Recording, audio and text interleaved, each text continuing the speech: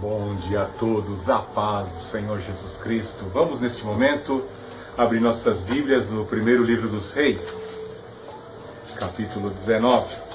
Primeiro livro dos Reis, capítulo 19.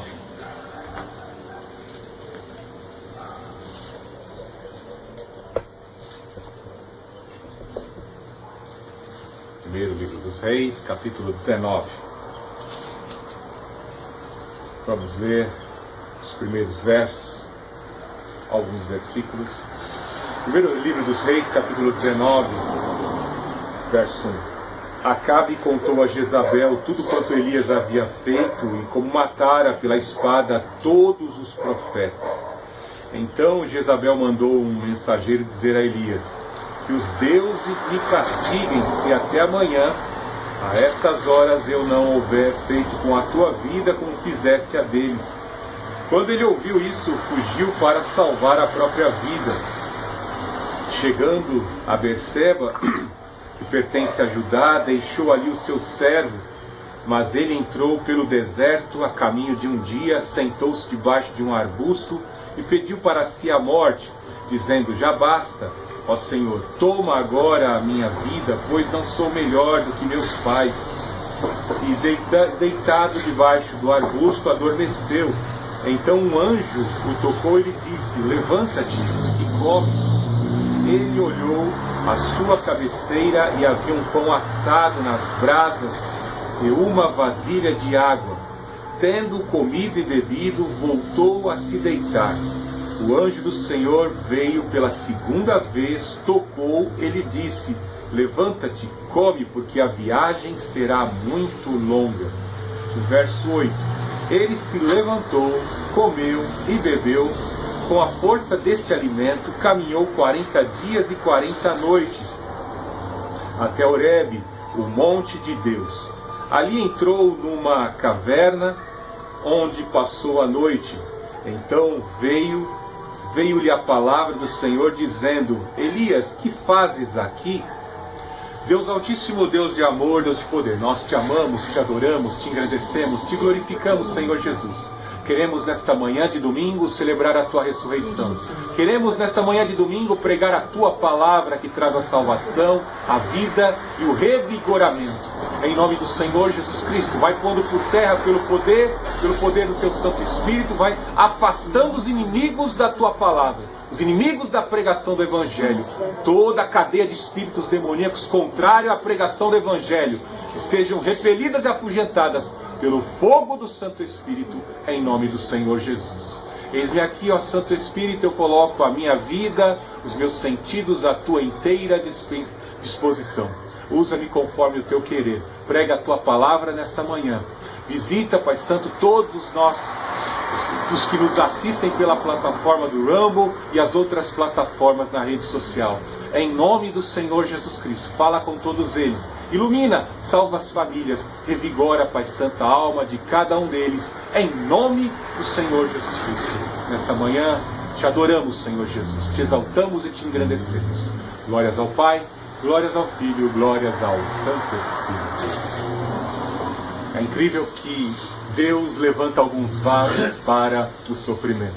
Palavra essa que já foi revelada ao profeta, ao servo de Deus Ananias, quando diante da circunstância de saber que o apóstolo Paulo, aquele que tanto perseguia a igreja, se encontrava cego e estava já com um endereço ali determinado, o Senhor envia Ananias: vai até a rua direita e ministra a cura, restaura a visão de Saulo de Tarso. Ananias pensou: Senhor, repete de novo, é recado de Deus mesmo? Ministrar saúde, ministrar a tua palavra sobre aquele que persegue a palavra, persegue os pregadores da palavra, a tua igreja. Este é vaso escolhido por mim, Ananias. É Saulo de Tarso mesmo, é Paulo. Eu quero que tu ministres a cura sobre a vida dele, porque é vaso escolhido por mim para sofrer por amor ao meu Evangelho. Diante desta palavra, nós sabemos, nós servos de Deus, diáconos, pastores, pregadores, evangelistas, em especial os missionários, sabemos que estamos propensos a ser conduzidos pelo Espírito de Deus e sujeitos, passivos de sermos acometidos pela morte e pelo sofrimento. Temos que ser fortes. Vamos muitas vezes em pobreza, muitas vezes sem condição alguma, sem recursos em nós, nós ministramos bênção e salvação na vida das pessoas. Já aconteceu isso comigo várias vezes. Em condições e em recursos muito pífios, o nosso Deus operar milagres, sinais, curas e libertações por meio do poder que em nós opera. Não é o poder do pastor Fernando e nem dos apóstolos e profetas, é o poder de Deus que opera. É assim que o nosso Deus faz, vasos de barros cheios do tesouro do poder de Deus para glorificar a Deus. É assim que o nosso Deus faz, escolhe vasos fracos para cumprir e exercer o seu ministério. Veja, graças ao passo de decisão, à escolha, à eleição do apóstolo Paulo, nós temos o Evangelho nos nossos dias. Louvado seja! Como muitos estão nos quatro cantos da terra, pregando esse Evangelho nas regiões mais hostis, onde os inimigos do Evangelho se levantam para trucidar, torturar, destruir a igreja, ali existe a igreja missionária, pregando o Evangelho de salvação. Veja algo de interessante que na vida do profeta Elias, que o Senhor também escolheu este servo.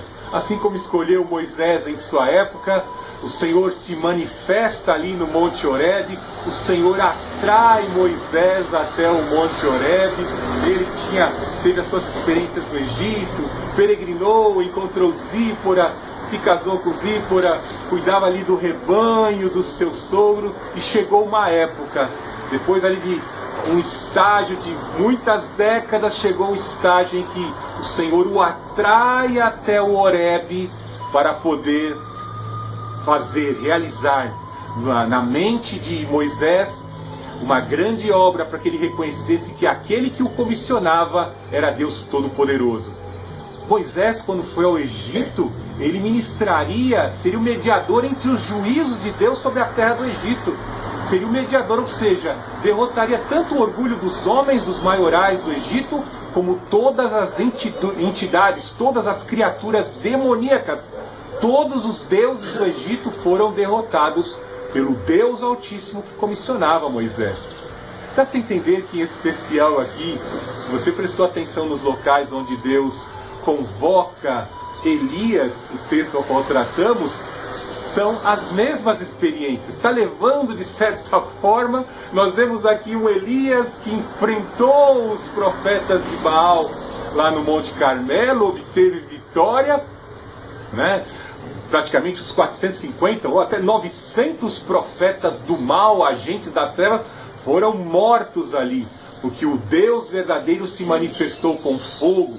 Baal, que era o chamado Deus do fogo, é interessante, abrindo um parêntese aqui, Baal é uma entidade demoníaca que conduz toda a filosofia e o esoterismo que está por trás da cultura da nova era, da New Age. Os bruxos e aqueles que praticam ciências ocultas sabem muito bem, né? Porque eles fazem os seus encantamentos com os elementais, terra, fogo, água e ar. E muitos cultuavam Baal para alcançar a prosperidade, e as fontes de renda estavam baseadas na Idade Antiga, na lavoura, na quantidade de cabeças de animais que produziam.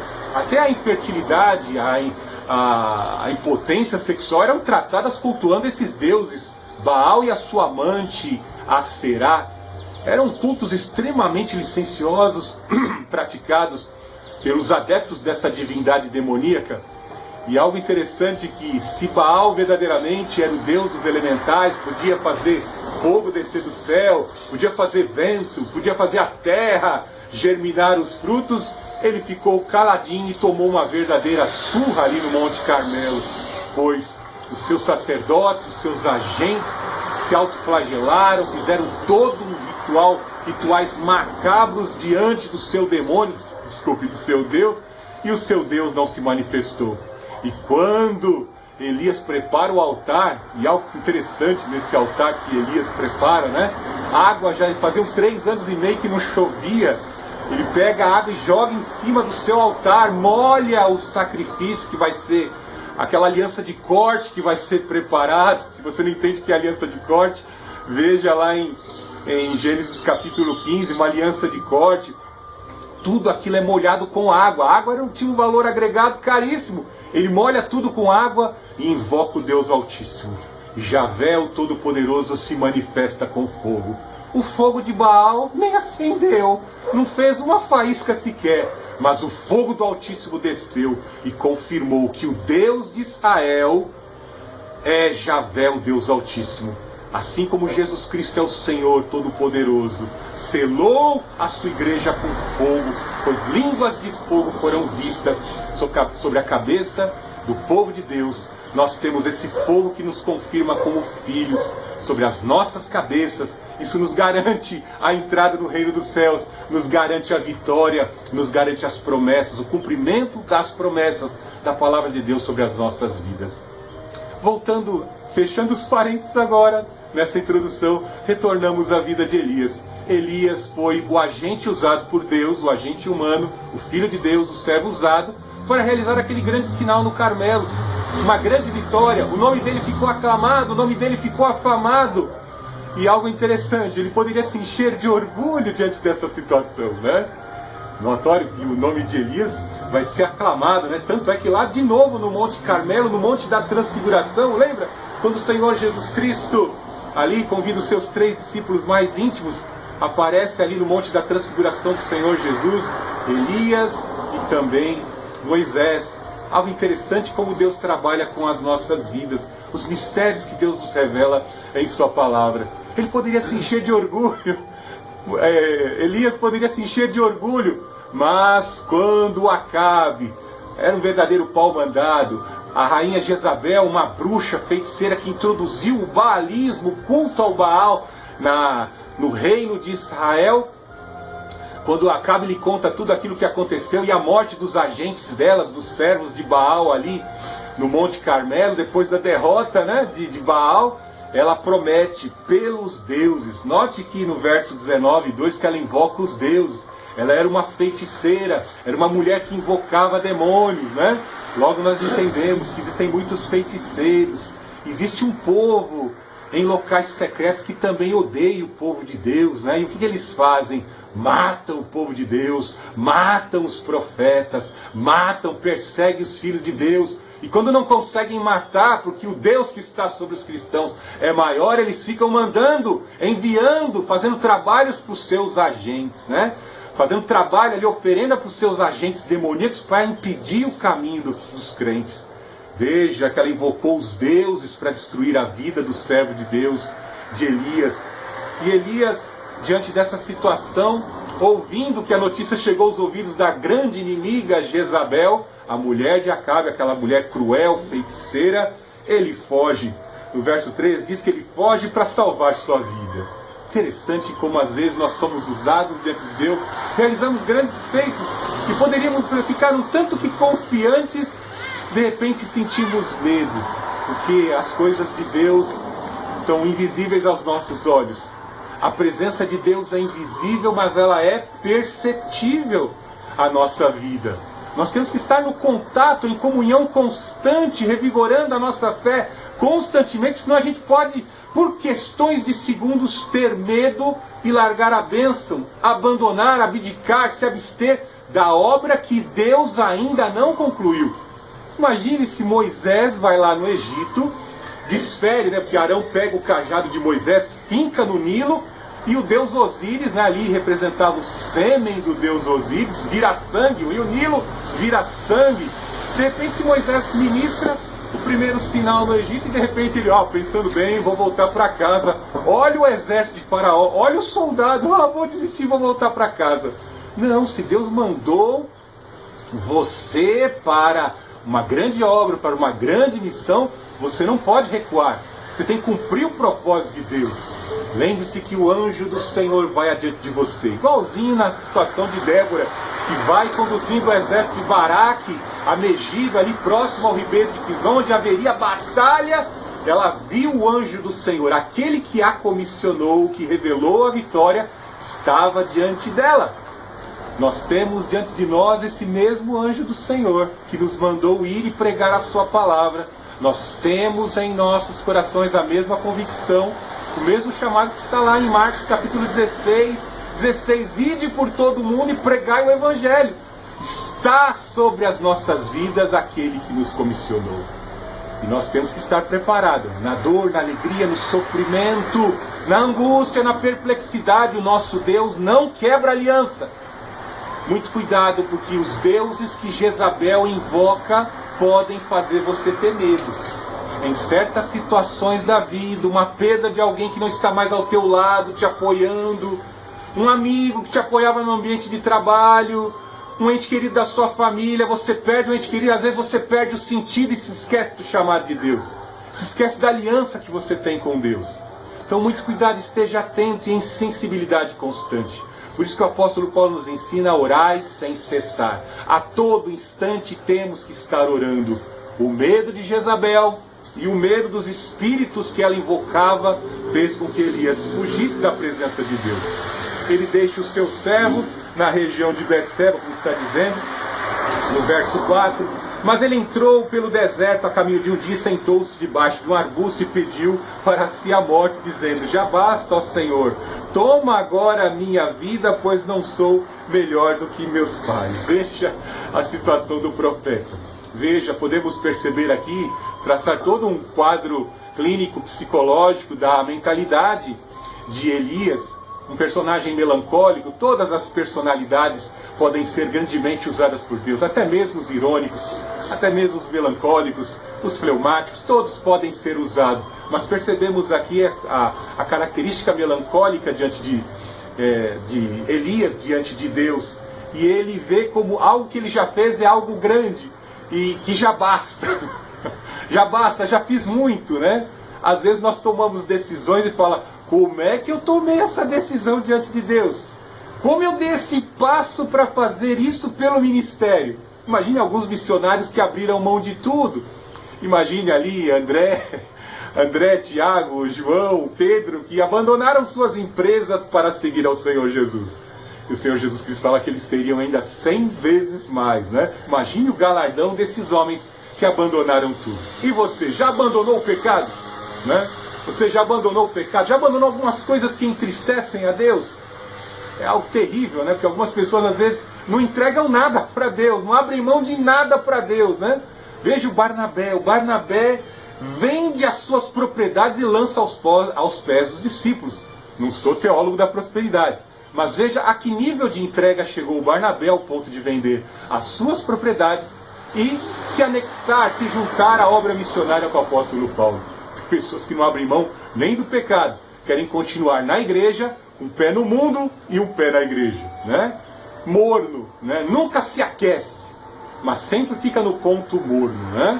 O morno vai ser vomitado, antes quente, fervendo, a todo tempo buscando ao Senhor, a todo tempo penitente diante do Senhor, do que ser morno e frio. Os mornos receberão condenação pior do que aqueles que já estão frios e condenados.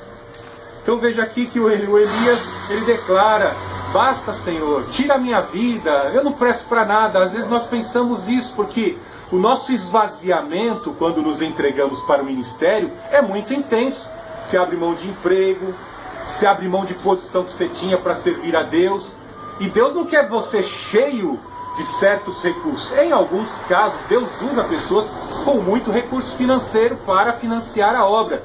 Mas alguns líderes vão ter que ser esvaziados. E é algo que dói realmente. Imagine para o apóstolo Paulo abrir mão da sua posição. Imagine para Barnabé abrir mão da posição financeira que ele tinha. Nós vemos aí o Eliseu, depois do final do capítulo 19, tinha 12 juntas de boi. Boi era carro de luxo, era como ter um New Civic, né? 12 New Civics, olha, tinha uma frota de animais. Ele vai abrir mão das suas juntas de boi para seguir a Elias e cumprir o propósito. Ao ponto até de Elias falar: o que foi que fiz contigo? Porque ele joga o manto, ele joga o seu manto ali sobre o Eliseu, e o Eliseu já fica impactado com a transferência da unção que estava sobre a vida dele, o chamado, pois Eliseu haveria de dar continuidade ao ministério de Elias, né? Então vejamos novamente aqui, voltando para o capítulo 19, né, no verso 4, né? Pois não sou melhor do que meus pais. Veja como ele reconhecia que ele tinha limitações humanas.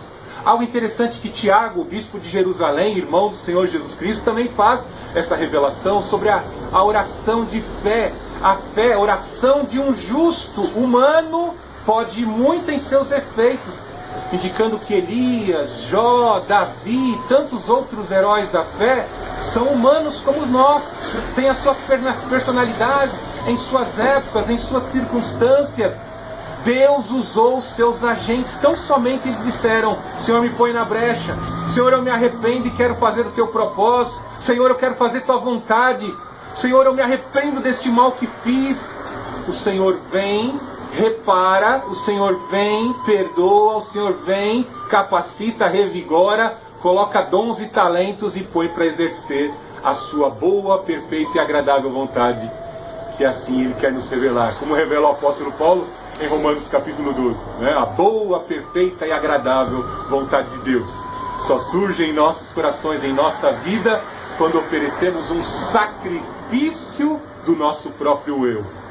Ou seja, como Abraão sobe para sacrificar o Isaac, temos que sacrificar os nossos Isaques. Ou seja, sacrificar o nosso eu, o nosso egoísmo, as coisas más que entristecem o Espírito Santo. Amém? Então ele fala: não sou melhor do que meus pais. Ou seja, nós não somos melhores do que ninguém. Ninguém aqui é perfeito, mas somos santos, buscando a santidade, buscando a perfeição em Cristo Jesus, para glorificá-lo através de nossas obras. Veja como Deus provém a sua vida. Deus, Ele honra o seu servo que se esvaziou, que abriu mão de posição, de posses. Veja que Ele vai enviar aí, no verso 5: deitado debaixo do arbusto adormeceu. Então veio o anjo e tocou-lhe e disse: levanta-te e come. Note como Deus envia os anjos para trazer provisão para aqueles que servem. Eu digo isso por experiência própria. Quantas vezes Deus vai movimentando os agentes, Deus vai colocando pessoas à nossa disposição para nos ajudar. A pessoa nem sabe, nem sei por que eu estou fazendo isso. Algo me levou a fazer isso por você, Fernando. É assim que funcionam as coisas no reino de Deus. Deus levanta e Deus vai colocando os seus agentes. Ele é dono do ouro e da prata, Ele tem todo o poder. Ele entra nos locais ocultos, nos locais secretos, e ali dá ordem até mesmo ao diabo. Até mesmo ao diabo: vai na casa do fulano tal e serve o meu servo. Vai lá, agora tu vai bancar de servo. Tu vai servir o meu servo, o meu escolhido, o meu eleito, o meu agente. O diabo faz isso. Quando o diabo pensa que está fazendo uma armadilha, ele está fazendo armadilha para ele mesmo cair. Lembra do Amã? Filho do capeta lá, gente, né? O anticristo primitivo, não queria destruir o Mardoqueu. A forca que ele preparou para o Mardoqueu, ele mesmo acabou sendo enforcado na forca. E a posição que ele tinha foi transferida para o Mardoqueu, né? Amã se deu mal. Bem assim é o diabo, ele sabe que vai perder. Como disse no filme O Advogado do Diabo, na Bíblia você perde. O diabo sempre perderá. Veja no verso 6. Ele olhou à sua cabeceira e havia um pão assado nas brasas e uma vasilha de água. Tendo comido e bebido, voltou a se deitar. Olha só, Deus prepara até descanso, né? Pão assado, não tinha nem forno ali. Já veio, o anjo trouxe a provisão, trouxe alimento, o pão assado e a vasilha de água, né? E veja a revelação do anjo diante dessa experiência que Elias tinha. Como eu disse, torna a enfatizar. Elias fez uma grande obra, mas por questão de segundos, pela ação dos demônios invocados e pelo ódio proferido pela bruxa, ele perde o sentido. Muito cuidado para não perder o sentido, né? O Elias já tinha perdido o sentido. O servo de Deus tinha perdido o sentido. Deus manda o anjo, provisões para ele entender. Eu ainda tenho aliança contigo. Ainda tenho aliança e tem chamado na tua vida. Veja a orientação do anjo do Senhor. O anjo do Senhor veio pela segunda vez. Tocou-lhe e disse: levanta-te, come, porque a viagem será muito longa. 40 dias de viagem. 40 dias de peregrinação. A intensidade e a mensuração da revelação de Deus dá-se a entender que é concedida àqueles que mais se esvaziam. Havia uma necessidade do povo, a nação que se formaria, peregrinar 40 anos no deserto e nem tomar posse. Somente a geração dos 20 anos para cima, com exceção de Josué e Caleb, entraram na terra. Nem Moisés entrou lá. Mas eles tiveram que peregrinar para revelar a profundidade, o oculto que Deus quer como nação. Deus quer uma nação eleita, uma raça de sacerdotes, um povo santo. Deus não quer povo pagão dentro da igreja, né? Veja quando o povo pôs paganismo dentro do templo, o que aconteceu. Ezequiel capítulo 8 nos mostra isso. Perder a posse da terra. Perde a posição. Olha o Lúcifer, estava lá em cima, encheu-se de orgulho, de lá foi deposto, de lá foi banido, e estendeu sua maldade sobre os filhos do diabo, os agentes do diabo. Então veja, 40 dias, Moisés leva Moisés a 40 dias até o Sinai para jejuar. 40 dias no Horebe. É interessante que a revelação de Deus é profunda para Moisés, né? Aqui nesse mesmo lugar que eu estou te comissionando, Moisés, você vai oferecer sacrifício. Neste mesmo local eu vou descer com força, derrotar os demônios, e você, com todo o povo que você vai resgatar, vocês vão me adorar aqui no Monte Horebe. Olha só, coisa incrível, né? Dá pra você entender que Deus está fazendo o mesmo com Elias. Elias, eu vou revelar para você o que eu já revelei para Moisés, no mesmo lugar. Se você acha que você é inferior, que você é menor, eu vou quebrar todas as suas presunções, porque dentro de você, você está achando que só você é santo, né? Olha o que ele fala para Deus aqui, só sobrou somente eu. Deus vai responder depois, não tem só você não. Não tem só você na sua presunção de achar que só você é adorador. Tem mais 7.000 que não se prostraram a Baal. E eu tenho mais revelações a fazer à tua vida. Eu ainda tenho que dar continuidade à obra que eu comecei com você aqui, contra o baalismo e todas essas castas demoníacas que estão aqui em Israel, né? Você vai ungir ainda o Eliseu para dar continuidade a esse trabalho, a tua obra. 40 dias de peregrinação. Temos que esvaziar. Esses homens que serviram a Deus precisaram passar por esse estágio terrível. Veja o início do ministério do Senhor Jesus Cristo. Sem pecado algum, ele passa pelas águas do batismo.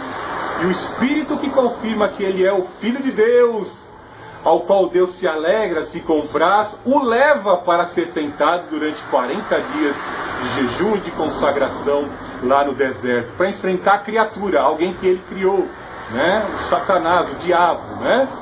Algo incrível. Por que o Filho de Deus teve que passar por aquilo? Para nos ilustrar. Porque Deus constrói muitas vezes a longo prazo ensinamentos fortes, palavra forte, palavra que orienta, que sustenta, que revigora. Porque lá na frente vai surgir a igreja, lá na frente vai surgir um povo. Em quem eles vão se espelhar? E quando tiver de noite? Lembrei do Abraão que contava as estrelas. E no deserto, vai olhar para o chão, vai contar os grãos de areia e vai se sentir inspirado como Abraão, um peregrino. Pedro fala que a igreja de Cristo é peregrina nessa terra. De sorte que dessa terra nada poderemos levar. Nós somos peregrinos como Pedro nos ensinou. Estamos peregrinando. Nós não somos dessa terra. O Senhor Jesus Cristo já nos cantou a bola, já nos disse, eu não sou desse mundo. E essa terra está reservada, como Pedro revelou no capítulo 3, essa terra está reservada para a destruição com fogo. 2 Pedro capítulo 3. 40 dias, veja, ele se levantou, comeu e bebeu, com a força desse alimento caminhou 40 dias e 40 noites até Horebe, no local do Monte Santo, no Monte de Deus. E ali entrou numa caverna, onde passou a noite. Então veio-lhe a palavra do Senhor dizendo, o que fazes aqui? Note que o Senhor está trabalhando, o Senhor está sondando, os anjos acampam ao redor de Elias. Não se esqueça no verso 19:2, que uma praga foi rogada contra Elias. Os agentes do mal, os agentes espirituais, encabeçados por Baal, o príncipe, o Beuzebu, o príncipe das moscas, das fezes, estavam perseguindo o agente de Deus, perseguindo o servo de Deus, tentando destruir o plano de Deus. Mas Deus está trabalhando com o seu servo, esvaziando ele, para enchê-lo da sua glória, enchê-lo do seu poder. Deus açoita quem ele ama. Então, durante essa peregrinação, a caminhada, né? Ele viu os sinais, Deus está comigo, Deus deu pão. Em tempo e fora de em qualquer situação que eu me encontrar à frente, o Senhor dá ordem aos anjos, dá ordem aos corvos, aos urubus, e os urubus me traem carne assadinha, pão assado e água. É só Deus mandar, é coisa que ele tem que memorizar. Mas algumas coisas, algumas presunções, algumas áreas do ego ainda precisavam ser esvaziadas. Mais uma vez o anjo pergunta, veja aí, o anjo veio na primeira vez, né? Depois de um caminho de peregrinação, ele entrou numa caverna. Então veio-lhe a palavra do Senhor dizendo: o que fazes aqui? Essa pergunta eu faço para você aqui hoje, para você que nos assiste pela plataforma do YouTube. O que fazes aqui? O que te levou a hoje a ligar no canal da Remanescente Cristã Filadélfia? O que você está fazendo aqui? Às vezes você está como um cão lambendo as feridas, né? O professor Olavo de Carvalho falava muito isso. Parece um cão vitimizado lambendo as feridas, né? Terrível. Algumas pessoas ficam lambendo as feridas. Ai, fui magoado. Já passou por diversos. Ai, é tudo igual. Ai, me feriu. Não me deu bom dia. Não me deu paz do Senhor. Será que Deus está criando filhos casca de ovo, né? Filho... Ou a gente se luta para entender que a gente está revestido com o poder do Espírito Santo para tomar pedrada, como Paulo, ou você vai ser sempre um crentinho casca de ovo, né? Fica lambendo suas feridas, remoendo aquilo, volta lá na lata de lixo do passado, fica tirando lá aquela experiência triste, aquela decepção com as pessoas, e está sempre, né? Um passo para frente, 2 passos para trás. Ou então dá o giro de 360, né? E volta para a mesma posição. Não dá aquela virada, né, guinada de 180. Não, dá sempre o giro de 360 graus. Temos que tomar cuidado com isso. E às vezes fica dentro da caverna. Ou como aquele servo. E o Senhor, conhecendo o coração deles, a um deu 5, a outro deu 2. O Senhor conhece o coração antes de conceder o talento. Deu uma oportunidade. E aquele que recebeu uma oportunidade, o que ele fez? Enterrou o talento do Senhor. Muitos ficam dentro da caverna, não confiam na palavra de Deus, não querem dar o passo de fé, de ousadia, diante dos desafios da vida, e fica lá preso dentro da caverna. E o Senhor vem e pergunta: o que você está fazendo aí? Senhor, Elias, eu não te trouxe aqui no Monte Santo, no meu monte, em vão. Eu quero que você receba a revelação do meu poder, da minha glória. Isso ele lembrava muito bem, porque Moisés, quando teve experiência com Deus, desceu com o rosto glorificado, ao ponto de ele ter que até cobrir o rosto de Moisés, depois de 40 dias de consagração. No verso 10 ele respondeu: tenho sido muito zeloso